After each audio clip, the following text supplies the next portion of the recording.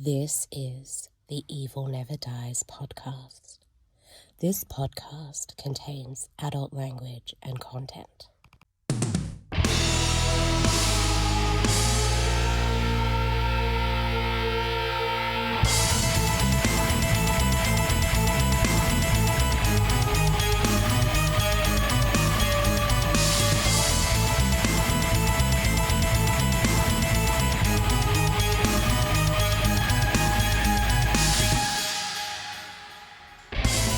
Evil ones, welcome back to the Evil Never Dies podcast. I'm Brett.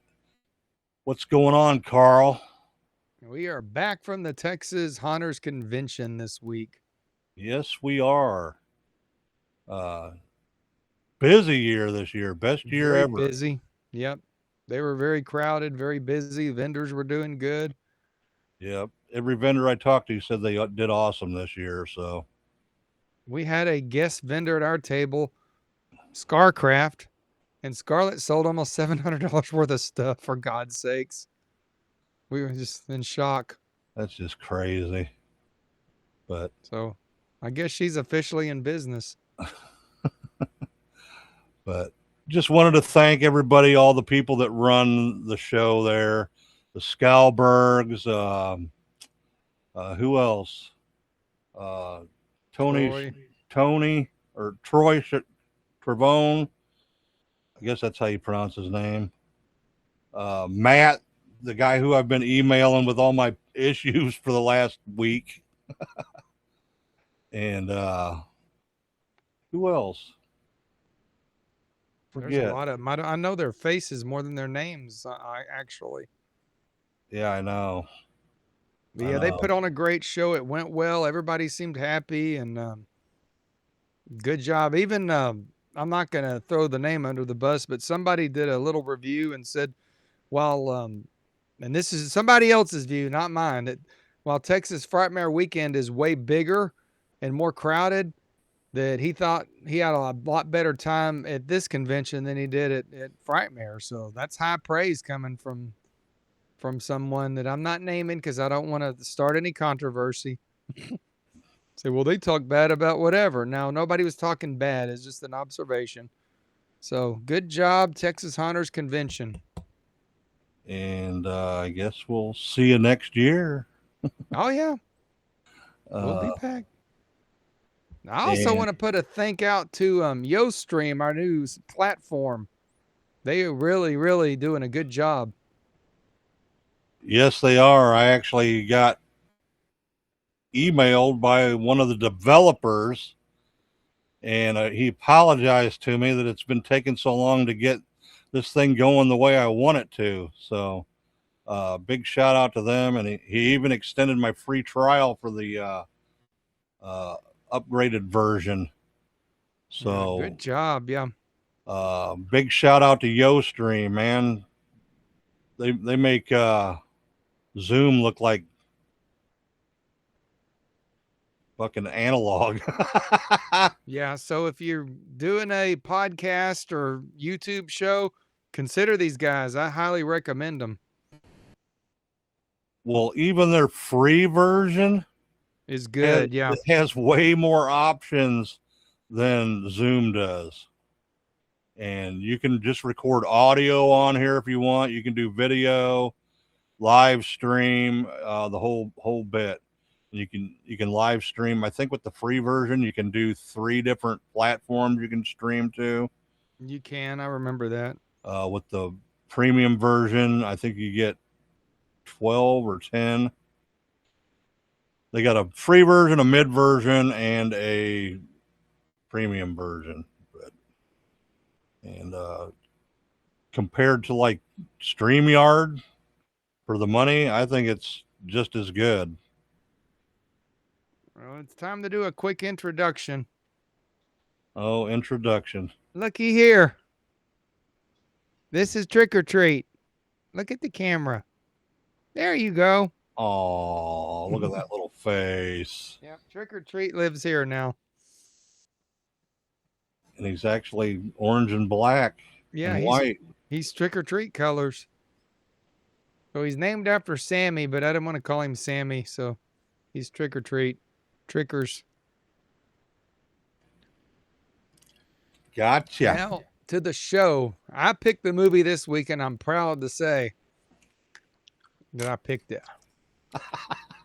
And the movie is actually still in the theaters, but strangely enough, it's on Peacock for free. Well, I mean, you have to pay for Peacock, but it's there and still in the theaters. It's crazy. And it is the movie Obsession, which has become sort of the obsession of the year in the whole movie industry. Yes. Everybody's been talking about this one. For an independent film, yes. Its numbers have blown Terrifier 2 or whatever out of the water. Oh no, not Art the Clown. Yeah. Well, I mean, granted, this is a whole lot more commercial movie than Art the Clown, I would guess. So. Well, they really didn't even promote it that much before it came out. No, it just sort of blew up on its own, man. And when was it released? It was released back in May, I think. I think so. But it was actually filmed they actually started filming in 2024. So the guy took his time on this movie for sure. This is the utter definition of unknown director. I mean, the guy is such an indie film guy that he actually, his first movie, he uploaded it to YouTube. Yeah, and it got like 2.5 million views. It did. So that put him on the radar. And apparently Focus Film, which is a part of Universal, had came to him wanting to do something. And he's like, well, I got this project. And there they went. Well, they premiered this at the Toronto International Film Festival. That's where Focus Features acquired the distribution rights. Okay. For $15 million. Well, and I guess A24 and a couple other ones were all fighting over it. There was a bidding war, yeah. I remember that. Reading that, I should say. And somehow Bloomberg got involved. Or whatever I call them. Blumhouse, yeah. Blumhouse, yeah. I'll still call them Bloomberg. When I saw that. Well, they do everything they do that's not a remake is awesome. It always has been. Yeah. This one, they attach themselves to The Exorcist and Halloween, everything, and it goes to hell. So. Yeah. So. But Focus Films is a subsidy of Universal, so that's how this ended up on Peacock so quick, I assume. Gotcha. But it is there. If you have not seen it, go check it out, and we're about to tell you all about it. Are we doing spoilers? Well, I don't see how we cannot. I don't see how we cannot either. So if you haven't watched the movie, I guess turn this off until you watch it. You know, we quit doing spoilers after season 1, and we're back to doing them again. But for this movie, it's sort of no way to do it without spoilers. Yeah, especially when we get into the trivia here. Yeah. So the movie is Obsession. Obsession. It is a 2025 American independent supernatural horror film. Written and directed by Curry Baker. Yeah, I guess we should have mentioned his name before. We were just calling him the director. Really cool guy. I watched an entire 30-minute interview with him. Young guy, too. Young guy, just normal as he can be. And he comes from a comedy background. Yeah, he's YouTuber and comedy guy. That's why this movie has... That was one of my things that I was like, this money's got some weird, funny moments. That's because they're all a bunch of stand-up comedians. So it just came out. But yeah, he's a YouTube guy. So, Brett could be the next big movie director. Are you saying I'm funny? Funny. Oh. All right. Produced by James Harris, Haley Nicole Johnson, Christian McCurry, and Roman Vieras. Cinematography by Taylor Clemens. And edited by Curry Baker. Music by Rock Burwell. I didn't really listen to the score that It much fit in this. fine for what it was. I didn't really It's notice a modern 2026 day movie, so the music fit. but I didn't. I think because I was trying to pay attention to what was going on in the film that I didn't pay much attention to it. Right. I'll have to rehash. Production companies: Blumhouse Productions, Capstone Studios, T-Shop Productions, and Under the Shell. Like we said, distributed by Focus Features in the United States and Universal Pictures internationally. Release date, like we said, it premiered September 5th, 2025 at the Toronto International Film Festival. And then it was released in 3,000 theaters May 15th, 2026. Has a running time of 109 minutes. Country, United States, English language. Had a budget of $750,000. His first movie had a budget of guess. Just take a guess. Probably like 15,000, I'd say. Zero. They just did it with an iPhone. He said that they had no. He owned all the cameras already. He said so. Literally, it cost them nothing to make his very first movie. It was a $0 budget. Yeah, that's on YouTube too. I was gonna go check that out. I was too. I was gonna watch it last night, but I ended up watching this movie again. Gotcha. All right. Any idea how much it made at the box office so far? It's got to be like in the 300 million range. So far, $444 million. Oh, it's up to 400. Okay, that's amazing. By the time this comes out, it might be closer to a half a billion. So yeah. Just to think this movie blew away Masters of the Universe, even the Star Wars movie, and Supergirl. It made more money than all of those damn movies. That's just amazing. Yeah, it took Terrifier out by about 100 and something million. Poor Terrifier. I think they made like 340 million back when we reviewed it. Yeah. So. It just shows you that, screw superhero movies. Horror movies are the thing now, man. We're living in a horror movie world, dude. And I attribute it to the Evil Never Dies podcast. In the last 5 years, we've brought horror movies back to popularity. Gotcha. Good job, Brett. I congratulate you. All right, let's go over the cast.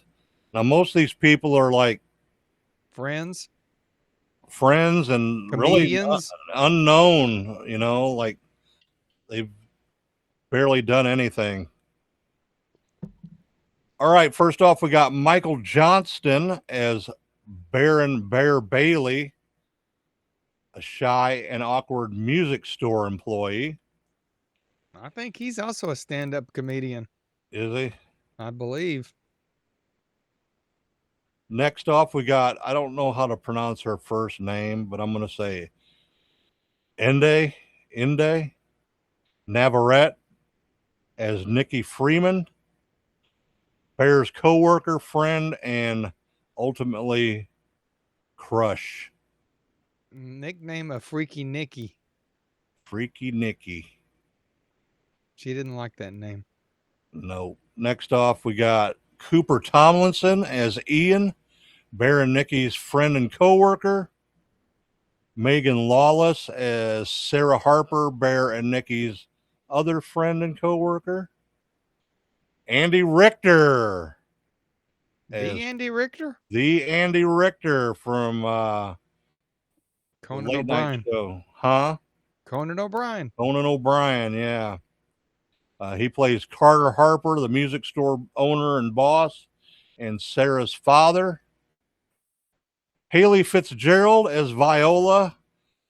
She plays the crystal shop employee. Darren Tunder as Harry, another crystal shop employee. And Curry Baker as the voice of the One Wish Wello customer service representative. And that phone number is active. Is it really? Yeah, we could call it right here on the air, I guess. shit. That's funny. That's funny as shit. All right, Carl, let's hear the plot, and I'll jump in when I. Okay.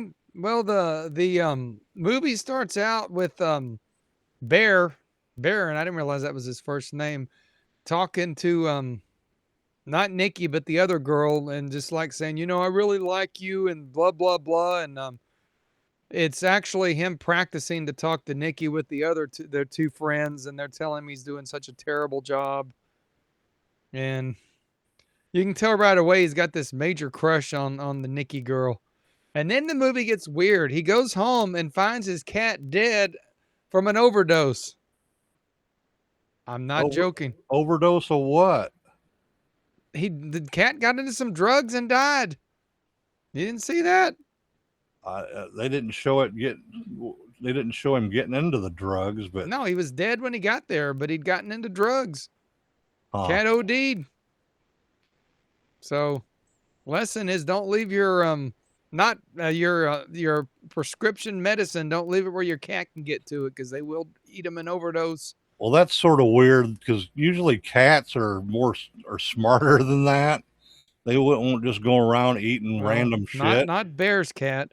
But when I first watched this movie, I'm like, what the fuck does this got to do with anything?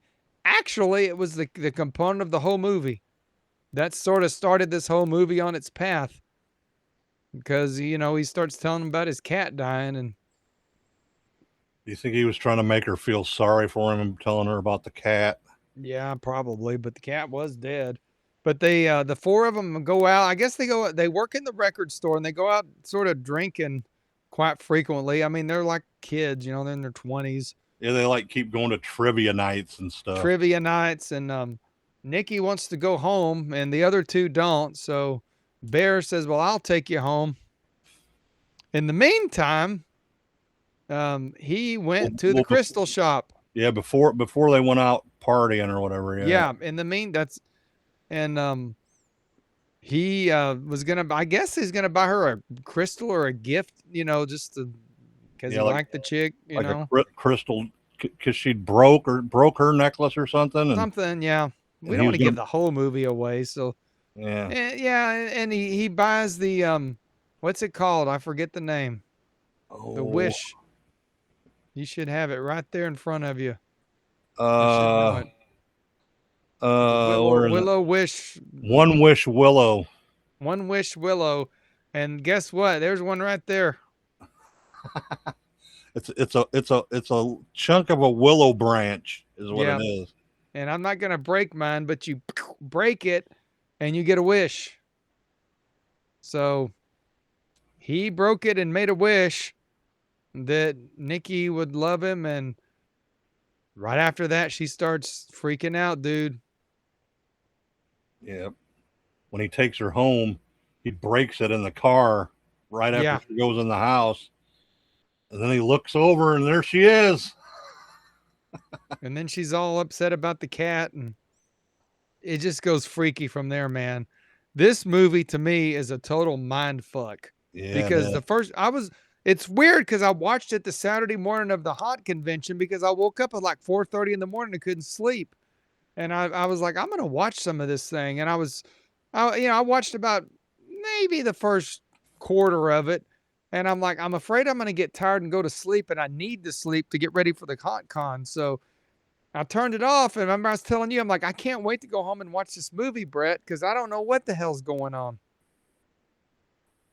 It's just a mind fuck for me. I didn't know if this guy was dreaming all this, or if it was really happening, or if the girl was legitimately crazy or what. So movies usually don't have me like that one, but this one sure the hell did.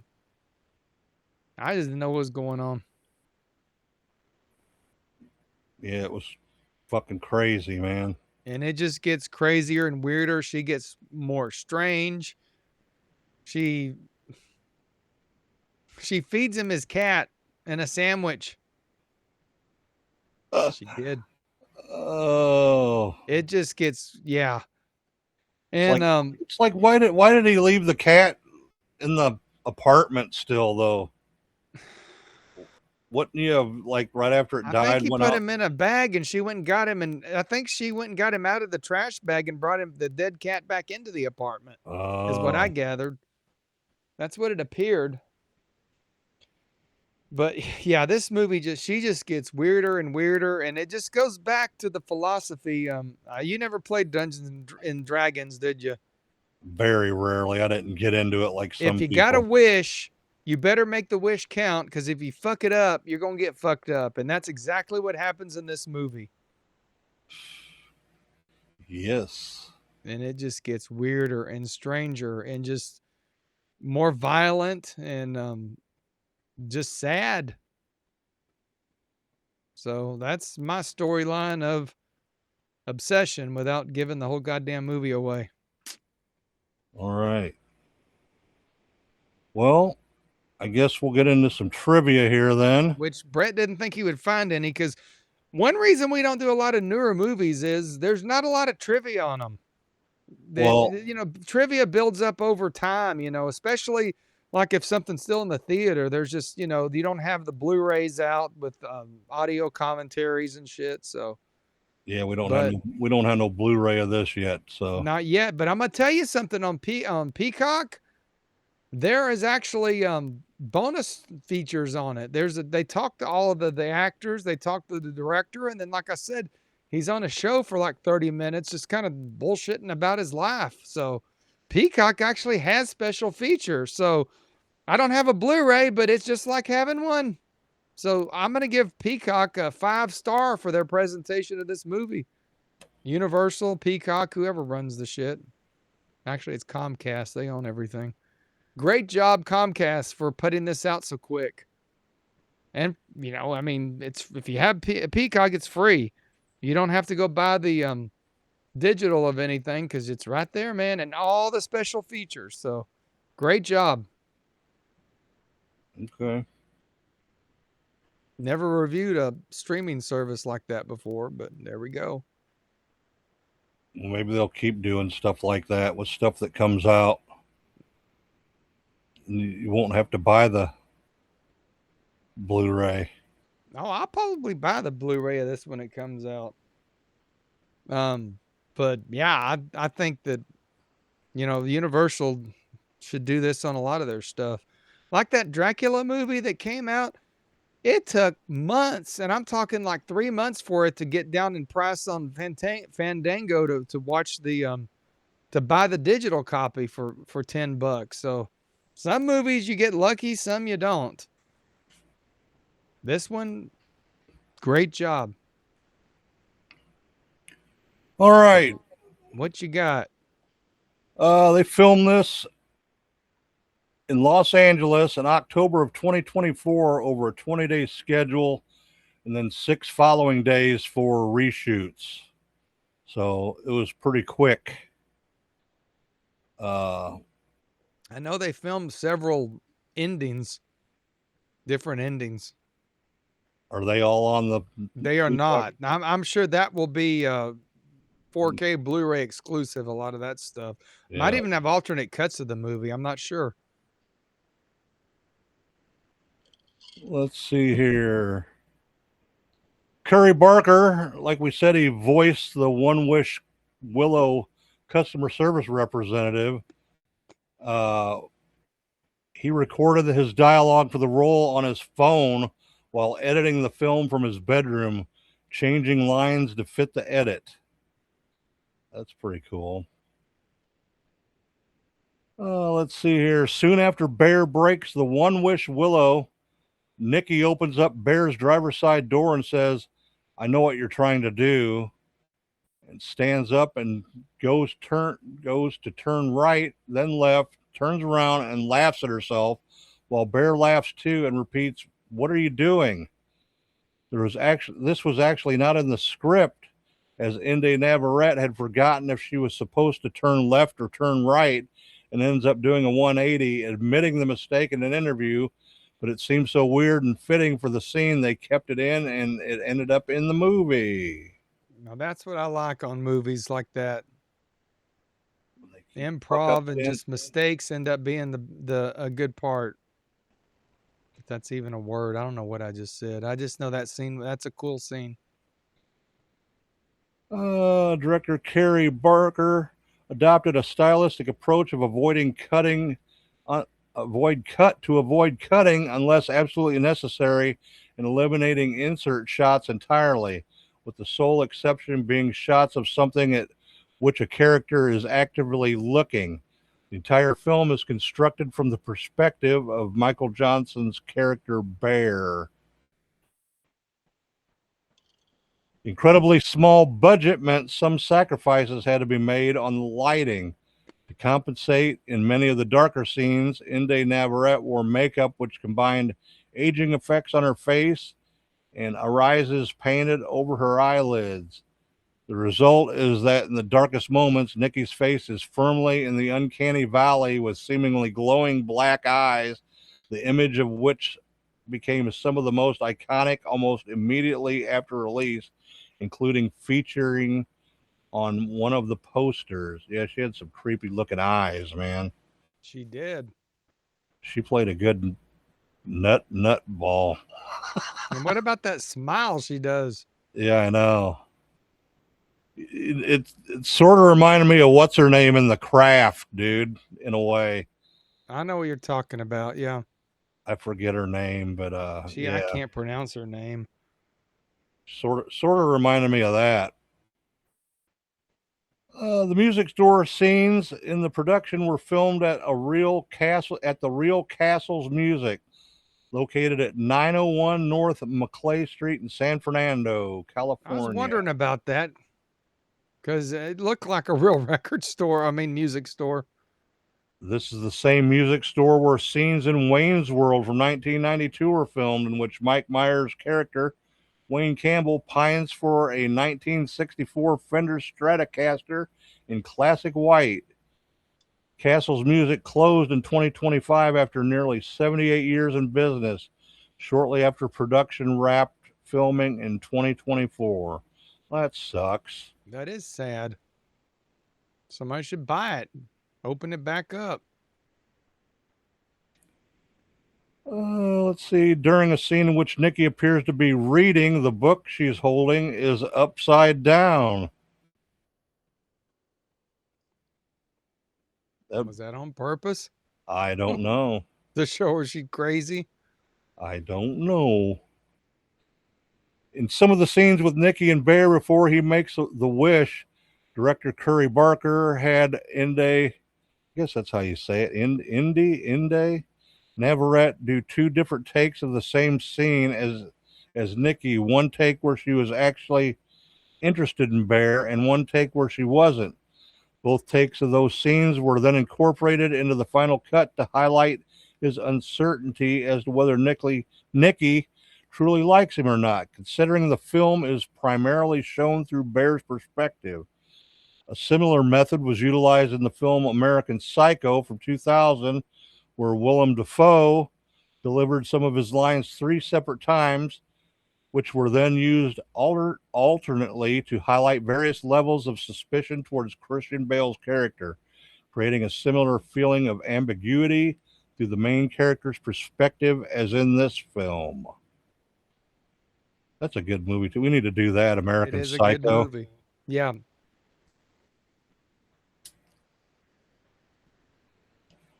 Cary Baker said that Inde Navarrete initially surprised him because of how calm she was when preparing for the shoot. She's one of those people where she was very reserved in her rehearsals, so it was very much a mystery to me that what she was capable of. I remember the scene where she's kissing Bear on the bed and she flies back. And I looked at my producer, Haley, the line producer, and I was like, okay, we got a movie. We only did one take of that. Yeah, I remember that scene. It was, yeah. The role of Carter, the music store owner, played by Andy Richter, was originally offered to Ed Intagliata, the real owner of Castle's Music. When Cary Barker and Cooper Tomlinson secured the store as the filming location, they told Intagliata that the role of the store owner had not been cast yet and would he like to play the part. He asked to see the script, and when he saw that one of the lines contained a curse word, he asked if Curry could change it to a non-curse word due to his religious convictions. And when Curry said he didn't want to change it, he turned down the role, and Andy Richter was then cast. Well, I got lost out. Now he don't even own his record store, so I don't know what happened. Curry Baker pursued an ambition to shoot the production primarily in long takes. This approach created a significant editing challenge that the director learned the hard way because the absence of coverage left no option to adjust pacing during post-production. He described the necessity of finding the pacing on the day was an essential lesson for anyone working in that style. Curry Baker directed Milk and Cereal 2024, a found footage horror feature produced for $800 and released it free on YouTube. He said that $800 didn't really count because he already owned the cameras. Gotcha. Accumulated approximately 2.4 million views. The viral success of Milk and Cereal led to Curry Baker signing with United Talent Agency in early 2025. The production deal for this film had been secured separately following the viral success of the 2023 horror short, The Chair, on YouTube, through which producer James Harris of T-Shop Production reached out to Curry and offered a feature adaptation, an opportunity Curry Baker used to pitch this film instead. Maybe they'll end up making The Chair a full feature. They could. That's what I thought it was, the Universal people, but now it makes more sense. Inde Navarrete said she prepared for her roles as Nikki by embracing the character's ugly and unfiltered emotions, wanting every raw human feeling to be reflected in the film. Well, she did a great job at that for sure. She did. I don't know how she contorted her face and shit like that the way she did. I'm gonna tell you what, she may be the next big actress. That's all I can say. Impressed, beyond impressed with that girl. Matter of fact, I'm not saying that she did, but she may have made the whole movie. I don't know. I think they all did a great job. I'm just saying she was phenomenal. Jason Blum offered a notable assessment of what director Curry Baker accomplished. What Curry pulled off with Obsession on that budget and timeline is genuinely impressive. He shoots like someone who's been making feature films his whole career. Curry Baker recruited his father, playwright Jeff Barker, to write Nikki's Hansel and Gretel monologue, intending the passage to carry a distinct authorial voice from the remainder of the script.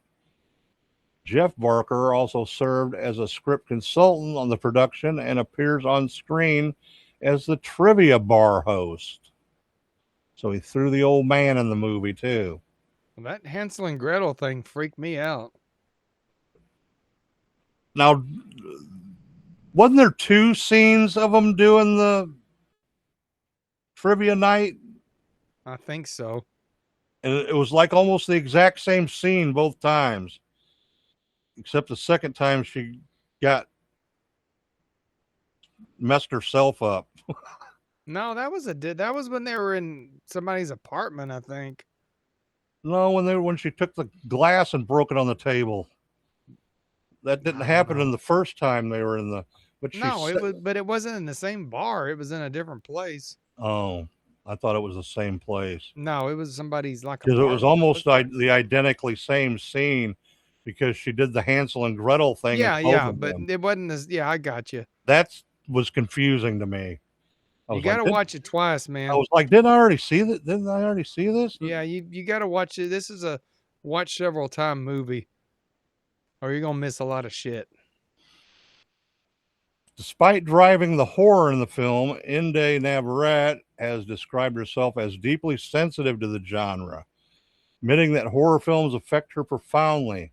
Writer-director Barker arranged a cast screening of Hereditary from 2018 at Michael Johnston's home before filming began in order to set the tone for the production. God, he picked a hell of a movie because that movie's freaky as shit. Yeah, it's fucking fucked up too. Johnston recalled that Inde screamed and ran out of the room during the screening, an incident the cast took as confirmation they had the right energy for the production. Inde herself recalled running to her car after the screening because it was nighttime and sprinting even faster when a car's muffler backfired behind her. She later clarified in a May 2026 interview that she is a fan of horror, contrary to earlier press statements, though the genre affects her more viscerally than most. Oh, we need to take her to see Terrifier 3. Yeah, no shit. Many fans notice that during the first post-wish scene, when Nikki is in bed, the clock goes from 12:08 to 16:55.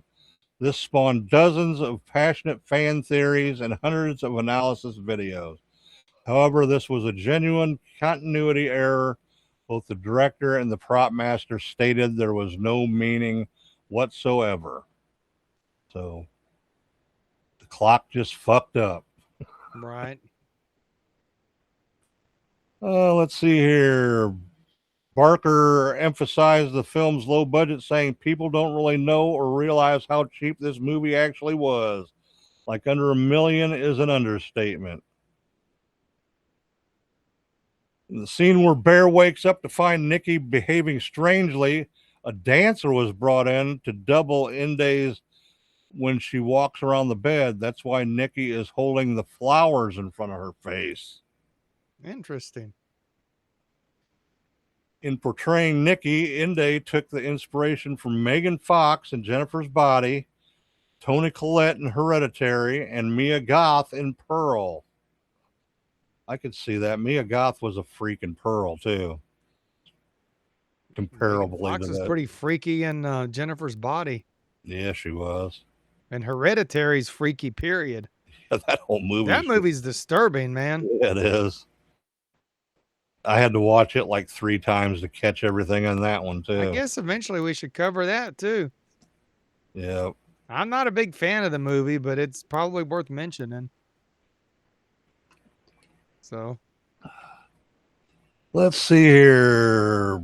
Barker later planned to do some additional filming for the party scene, only to discover the house that was used for filming the party had completely burned down in the 2025 Palisades fire. The plot is very similar to the Love to Death 1991 episode of Tales from the Crypt from 1989, which is also a variant of The Chaser 1960 from the Twilight Zone. In both stories, an obsessive young man obtains a love potion to win an indifferent woman's affections, only to find her unbearable, leading him to seek a lethal antidote. Both stories trace back to John Collier's short story, The Chaser, originally published in The New Yorker on December 28th, 1940. Producer Christian McCurry advocated for casting Inde after working with her on Trap House 2025, departing from his usual practice of leaving casting decisions to the director and producers overseeing the shoot. Let's see here. Barker had to ultimately deny the theory that Bear was named after the viral 2024 man versus bear debate, despite saying that he wishes he had thought of that. He simply wanted the 2 main characters to have memorable names. Man versus bear debate. That's funny. Let's see here. Due to the low budget, Barker and cinematographer Taylor Clemens took 3D scans of all the film's locations in pre-production to create digital models of every set. allowing them to use a virtual camera to pre-plan every shot of the film in advance. This minimized shooting scenes with unnecessary camera coverage and enabled them to shoot all the film's special effects practically in camera. For example, instead of using a green screen and a digital background, scenes in a car would have a video played on a LCD screen outside the windows. Yeah, all the scenes where they're driving was on the sound stage. Let's see here. Talked about that. Barker wanted Nikki's Hansel monologue to have a distinct voice from all the other dialogue in the film. So he recruited his father, like we said, as You already read that screenwriter. or saw that. Her voice did Already. change when she was doing that. It was like very low and disturbing. The restaurant dinner scene where Nikki says no, no, no was shot at Little Tony's restaurant in North Hollywood. The now famous booth scene spread widely on social media, sending moviegoers in search of the exact booth. They did that shit with The Sopranos too for the final scene. I guess somebody bought that booth for like $4 million or something from that place. Oh, Lord. In an interview with Collider, Barker revealed that incorporating the Wish plotline came about after he caught an episode of The Simpsons, the rerun of Treehouse of Horror 2 from 1991. I think that's the one where Lisa had a spell on her. I used to love them. Them were fucking hilarious. I guess. You didn't like the Treehouse of Horror ones? I never was a big fan of The Simpsons. I would watch it if it was on, but then never was a fan. I like Beavis and Butthead better. Barker stretched one of the production's most demanding shooting days into a 9-page overnight sequence that depicted Bear's initial wish and Nikki's return to the car. Barker deliberately extended the scene to immerse the audience inside the moment, which included a lengthy sequence in which Nikki cries about her father's sickness. Which he wasn't even really sick, was he? Didn't she just make it up? She just lying. Let's see here. Talked about that. This is the third highest grossing original horror film worldwide after The Sixth Sense and Signs, both directed by M. Night Shyamalan. Let's see here. Barker cited the Japanese horror film Pulse from 2001, directed by Kiyoshi Kurosawa, as an inspiration. Let's see here. The shooting location for the house of Michael Johnston's character Bear was nearly all white when the production inherited, requiring the production design team to undertake a significant transformation to achieve the layered claustrophobic aesthetic that the production designer Vivian Gray envisioned. It was almost in his apartment or whatever it was. It was almost like that. It was like sort of like foggy in there in a way. It was very strange looking. So they did a good job with that. Yeah. Oh, let's see here. During the restaurant scene, Nikki is wearing a necklace with a bee pendant for Bear. Isn't that sweet? Not really. We've talked about a bunch of this already. I think that's about it with the trivia. I think you got plenty, yeah. Oh, at $26 million it grossed domestically in its fourth weekend. More than any other horror film, surpassing the Blair Witch Project, which grossed $24 million. Damn. They're rolling in the dough, man. They are. And they sort of set it up where there could be a sequel. Maybe, maybe not. They're talking about making like a whole franchise around that wish stick thing, I believe. That might be cool. All right, that's it for trivia. Let's hear your take, Carl. Why don't you go first? Well, you picked. You go first. Well, we already know I like the movie better than you. Well, go ahead. So, like I said, I wanted to see this thing in the theater, but I don't really go to the theater unless it's the only theater movie I seen this year was a Star Wars movie, and that was mainly to take Nico. What are you doing over there? Had to cough. Sorry. Go continue. You done fucked me up now. Okay, took Nico to the Star Wars movie. Okay, you had me all fucked up. Anyway, so I didn't go to the theater to see it, but I almost did. But something happened. So I was pleasantly surprised to find out it was on Peacock so quick.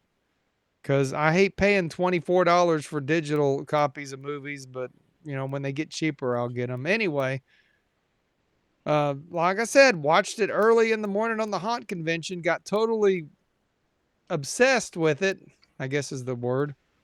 Came home, Scarlett went to sleep, and I started watching the rest of it. And I was confused. I didn't know what was going on. But then the movie just got worse, not bad, but just, you know, more intense. And then it just started surprising me. And then there were some dumb moments in it. Like one moment, somebody wishes for money and money starts falling out of the sky. I thought that was really silly. And it wasn't a good part for me. Right? It did not fit the character of the movie. But beyond that, it might be a little slow in places, but I think it's necessary in order to build it up to what ends up happening. And I did not see the ending coming at all. And like I said, they filmed like 2 or 3 endings, and there's others out there. So I enjoyed this movie. I think that all the hype is worth it. I'm going to buy the 4K whenever the fuck it comes out. And I highly recommend this movie to everybody, even if you're not a horror movie fan. So I don't think it's a 5, but I'm going to give this a 4.5. The acting was superb, by the way. The cinematography was a little sketchy, but I mean, this is a micro-budgeted movie. But there's really not much I can nitpick bad about the movie. The acting was phenomenal. And the girl that played Nikki made the entire freaking movie. Freaky Nikki was great. So, yep, I like it. I recommend it. And that's that. All right. Well, I was wondering what all the hype was about because everybody I've talked to that's seen it was like, oh, yeah, man, it's the best thing out there. It's the best thing out there. Well, it is. Best thing I've seen this year. Well, I don't agree with that, but it's not. I don't hate this movie, and it's not that I don't like it. I like it. Okay, it was well done. It's just there was a lot of slow spots in it for me, man. Had to build up. Yeah, but suspenseful. Yeah, but they didn't have to make it that long. You know, like I said, she did a great job. The way she would go from that's one thing I didn't understand too. She when she'd be like kissing on him and stuff, and then was she not? The spell was breaking. She'd break through the spell every now and then. Okay, that's what I was wondering. That's how she fell out of the bed that time because she like, what the fuck's going on, and just fell backwards. So why was the spell breaking sometimes? Yeah, because I'll have to explain an entire wizard stuff to you. I don't have time tonight. That is very typical. Okay. In curse and charm magics. Okay, gotcha. See, I didn't understand that part. That's what sort of got me down about it too. Was like, why all of a sudden is she just freaking out and you know, like she don't like what's she doing here or whatever, you know? I didn't understand that aspect of it. But she did a great job, man. She played a good psycho for sure.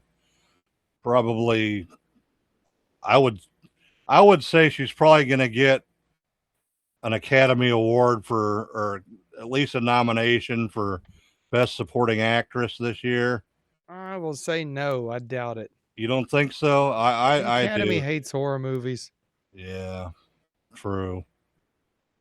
Uh, then she's going to win something for the Fangoria Chainsaw Awards, then for sure. Or if this is the year we finally have the Evil Never Dies movie awards that I've been talking about for 3 years. Yeah, we need to do that this year. Yeah, we need to do that this year. We'll do that around Christmas, I guess. But the cinematography, like you said, on the budget they had, it was okay. Soundtrack, not very memorable at all. I don't know, man. It was okay. It wasn't really scary. It was just more like you said, a mind fuck. Just some of the crazy shit that she did with the cat and that whole bit, you know.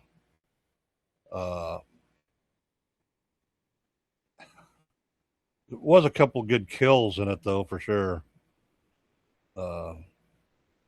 Definitely a couple of good kills. You still don't like it. I can see it. Well, it is what it is, man.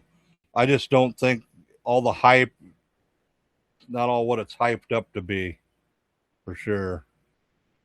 Everybody's been going on and on about it, and I don't know. I'm going to give it a 3.5. No, that's too high for you. You don't think that much of this movie. 3 then. You're disappointing me the way you were talking. You said this was going to be an interesting show. You said you hated the movie. I didn't say I hated it. You pretty much did. I just said I wasn't a fan. You a don't big like fan it. of it. Just give it a 2.5. That's where you want it to be. No, I'm going to give it a 3. Well, I think that's a fake grade. Fake grade, I think you're giving in to the popularity. Giving into the hype. I'm giving into the hype. You gave into the hype. I don't think you feel this is a 3. All right, I'm going to give it a 1. Okay. No, I'm going to stick with a 3. It deserves a 3. Just for the acting. Everybody was great acting. The acting was superb. I'll give it a 3 just for that. But like there really wasn't that much special effects or anything in it, you know. Nothing big, you know. Well, every movie ain't got to have a bunch of crap in it. Couple of scenes were cool, but like I said, there was a couple of good kills. But I'd say this is very Hitchcock. If anybody even knows who that is, and then 2026 as far as the filmmakers, which they do because in an interview he mentioned Hitchcock. So they haven't forgot Alfred. I think every new fucking director, producer, whatever mentions Hitchcock just to be cool. I don't think so. Half of them don't know who he is by now, I'm sure. Yeah. You're overestimating people. Overestimating. Well, I'm going to go back and watch these other films of his on YouTube. I'll probably do that tonight and see what they're all about. I might like them more. Who knows? Might give them a 5. You got anything else, Carl? I have nothing else. I don't think.